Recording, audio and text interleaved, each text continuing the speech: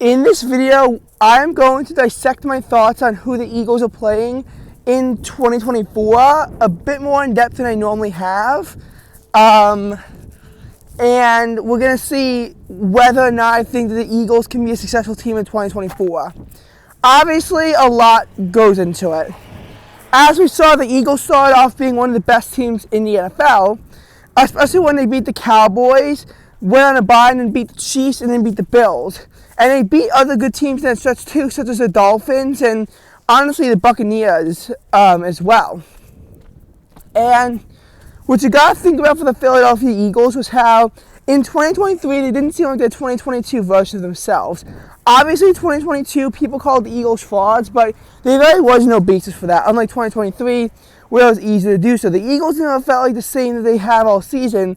The only games where I truly felt that the 2023 Eagles were like the 2022 Eagles were like the Dolphins, Bucks. For most of the year, they just didn't seem like their same old selves. And eventually the Niners beat them. There's a new theory that Nick Sirianni got too depressed to coach after he lost Dom DeSangelo on sidelines. I don't think that's a very fair or accurate claim. And if it is, well, Nick Sirianni, I'm sure that there are therapists who can help you. But why not try going to therapy before, losing to the Arizona Cardinals? Anyway, this next year ahead for the Eagles, I am not very comfortable about their schedule and their abilities to win. And there are several factors that lead into this kind of a decision. First of all, the NFC East is taking on the AFC North this year, which was the best division in the NFL last year that sent 3 teams to the playoffs. For the first time since 1935, every single team had a winning record. The worst team in the division, the Cincinnati Bengals, still finished 9-8, with the Steelers being 10-7, the Browns being 11-6, and the Ravens finishing off the season at 13-4. A very successful season for the AFC North. I'm not sure who the Eagles are playing at home and on the road. I didn't look at that yet. But I'm not really going to buy into this home field advantage thing too significantly as of yet. I think that's something that we discuss more often as the season develops. Now, as far as that goes, either way, I'm still very nervous about taking on any of these teams. The Baltimore Ravens, when Lamar Jackson is healthy, can be lethal. And while the Ravens are perennial playoff chokers, as we've seen pretty much every single year with Lamar Jackson, how he only managed to win 2 playoff games, they're still, the Ravens are still a dangerous team in the regular season. They beat 10 teams over 500 this year. I mean, they didn't lose to a single team with a losing record this season. They swept the Bengals, they were able to split with the Browns, and they beat some very good teams. They swept the entire AFC South, which involves being the Jaguars and Texans. Oh, wait, no, they didn't sweep the AFC South because they lost to the Colts. They swept the NFC West, which meant they had to, they demolished the Seahawks, they also demolished the Lions. They beat the Rams, they beat the 49ers. So, the Ravens just proved that they can take on good teams and really just defeat them handedly. So for the Baltimore Ravens, again, I'm very scared of having to play the Ravens, and I think the Ravens, with John Harbaugh as their coach, the Ravens are 13-4, and they could have been 15-2 if not for 2 dumb decisions by John Harbaugh, one of which involved them not kicking a field goal on 4th and 2, and instead trying to go for it against the Steelers in the first half. Had they went for that field goal, the game would have went to OT. And another one of the dumb decisions that he did was when the Colts got safety and free kicked the ball, the Ravens fair caught it, which forced overtime when the Colts won. That's actually a loophole where the Colts could have free kicked it out of bounds, and even though it was a penalty, it would have stopped the clock. There are some times where NFL teams do use penalties to their advantage to win them games. Just thought I'd point it out there. But anyway, the Ravens are a team that could have easily been 15-2. honestly, the team could have been 14-3 even regardless, because had the number 1 seed still went up for grabs, as in the Titans didn't beat the Dolphins, the Ravens likely would have beaten the Pittsburgh Steelers, kicked them out of the playoffs, and done that to secure the 1 seed. They were just comfortable resting starters because they had already had the 1 seed all secured up. But as far as the Ravens go, it's not it, because the Browns can have a very good defense, especially when they're at home. If we have to play the Browns in Cleveland, I'm going to be very scared. If we play the Browns in Philadelphia, be a little bit more eased up on it. And, of course, Pittsburgh Steelers, the in Philadelphia rivalry, in St. Pennsylvania rivalry can be very heated. And depending on who their QB is, I could very easily see the Steelers beating us. And Bengals, if Joe Burrow is healthy, the Bengals are going to be lethal next season.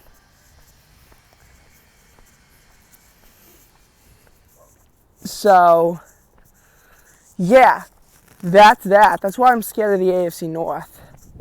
We do get to play the NFC South, though, which is, the joke of a division. But there are some reasons to be scared about the NFC South as well. The Buccaneers have found their QB in Baker Mayfield. And we've seen Baker Mayfield. He had a perfect passer rating against the Packers. He was able to lead the Buccaneers to a playoff win over the dying Eagles, but he was able to also take them to the playoffs and make a comeback on their season. The New Orleans Saints, we saw what they can do at the end of the season. We saw them beating the red-hot Buccaneers.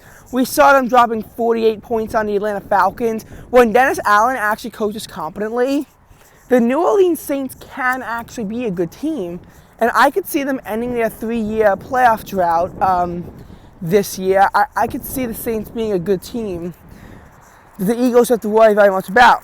The Falcons, there's a lot of talent on the team. The only reason why they've sucked so much is because Arthur Smith did not know how to use his players because he was brain dead.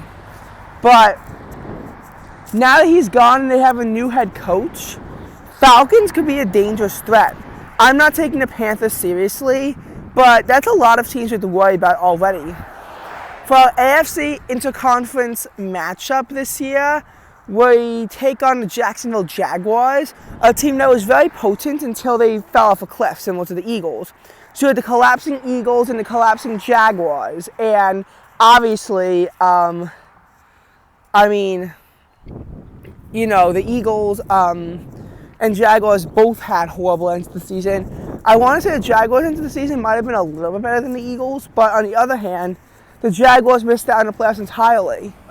Still, though, the Philadelphia Eagles and Jacksonville Jaguars, the return of, Doug Peterson again, we'll see how that happens, but I could very easily see the Jaguars putting up a fight against the Eagles because, the Eagles should be better next year, but so should the Jacksonville Jaguars. Anyway, as for our NFC interconference battles, we got the Los Angeles Rams and we have the Green Bay Packers to take on. Packers, Jordan Love, again, seems to be a franchise QB for them. He had a near-perfect passer rating against the Cowboys. Likely, he likely almost had a perfect passer rating. He went 16 for 20 on his passes. He just had to take one at the end of the game when they weren't playing as hard because they had a huge lead and a pass fell incomplete that made him 16 for 21, which was just shy of a perfect passer rating. Jordan Love could have gotten a perfect passer rating in that game. He almost did. 157.2 is a very good passer rating. So the Packers are a team that we gotta, really just think long and hard before playing because the Green Bay Packers can, again, put up a lot of resistance. And the Los Angeles Rams, a team that, again, had a similar revival to their season, were able to save their season. The Los Angeles Rams, their only loss in the second half of the season was an OT loss to the Ravens. Yes, they likely would have lost to the Niners had they not already clinched the playoff, or had the Niners already clinched the 1 seed. The Rams just as stars too because they clinched the playoff berth after the Seahawks lost. So again, you never know. And then you have our divisional matchups. Again, the Cowboys should be tough. Commanders do always put up a fight against the Eagles, and it's like really the only time where we make Commanders quarterbacks look competent. And the Giants, I mean, I don't know how they're gonna go, but the Giants, there's a legitimate reason for the Philadelphia Eagles to be scared of the Giants.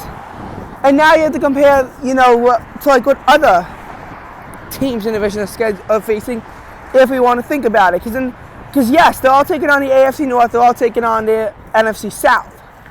Difference is, though, is who the interconference are. For the Cowboys, they take on the Texans, the Lions, and the 49ers. I trust the Niners to be able to beat the Cowboys. Lions, I don't know. Is Jared Goff going to be the future for them? Is Dan Campbell the future for them? Is this going to be a one-off season, or can the Lions actually build on their success? And for the Texans, again, is C.J. Stroud their franchise QB? How good of a quarterback is C.J. Stroud? Because again, he also had a near perfect passer rating in a wild card round. But I could see C.J. Stroud, he could be like a very good quarterback. He genuinely can. But he might not be the guy. And for the Giants, they're taking on the Seahawks. They're taking on the Colts. They take on the Vikings. And the Giants should be able to beat the Vikings. Seahawks, probably not, because I see them getting better this year, especially with a new fresh head coach, though that guy might suck. And I can see the Colts winning the AFC South. They were one pass away from, being first in the AFC South. It came down to a dumb decision in the end to throw it on 4th and 1 instead of run it. And they could have made the punt return from the safety into a touchdown. I mean, they didn't, and they were pretty far off from it, but they could have. So you just really got to think for the Colts. You really have to just worry about them. Commanders, they take on the Titans, though I think that they could be better, though their core is also aging significantly. The Commanders also take on the Cardinals, again, another team that's just pretty horrible. And they also take on the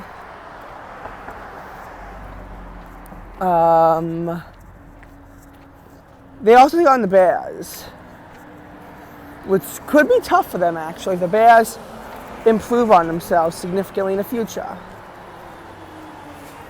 So again, I don't want to totally say that the Eagles are screwed next year. But we have a tough schedule ahead of us. The Eagles genuinely have a tough schedule ahead of them. We take on one of the toughest divisions, although we also get one of the easiest ones. But the NFC South might not be a joke next year. They could actually legitimately improve on themselves into the following season. I mean, there are more teams to finish with a winning record in the NFC South than the AFC West. I mean, we could legitimately see the, like the Jaguars could make a comeback next season and come back and reign terror on the NFL after they had their slump. We could see the Packers turn out to, with Jordan Love turning out to be even better than Aaron Rodgers. The Rams, they could make a comeback and have an even better season than last. Like, these teams, they either made the playoffs or they were super, super, super close. These are not like joke teams that the Eagles are facing next year. They aren't. And I mean, honestly, like, it's just not a great schedule for the Eagles. Do I think the Eagles are going to have more success this year than last year? I think so. Because I think the Eagles should be able to get right back on schedule. Nick Sirianni will also be coaching for his job. It's going to help. Personally, I predict the Eagles to finish off this year. I mean, I know the schedule isn't what their home and away game situation is yet, but I predict the Eagles to be, like, realistically, around a 12-5 team next year. And it'll be a very close race again between the Eagles and Cowboys for control of the NFC East. But, like I see the Eagles losing to the Packers. I see the Eagles losing to the Ravens, the Bengals. I see the Eagles taking the L to the Rams. And I see the Eagles also taking a loss to the Cowboys. But I have enough confidence that Philadelphia can recover from itself to limit ourselves to just those 5 losses. If I was being pessimistic, then maybe I'd throw in oh my God, what the hell is that car doing? I might throw in a potential loss to the Giants in there. I might throw in a potential loss to the Browns or the Pittsburgh Steelers. That's already 9-8. And hell, what if we lose to the Bucs or the Saints? But I just have enough confidence in Philadelphia to save itself that I think 12-5 is where they're realistically going to go. Which is not a great season, but it can improve on last season. They may still be able to win the NFC East, and they should be able to get a playoff win this time. Eagles country, let's fly.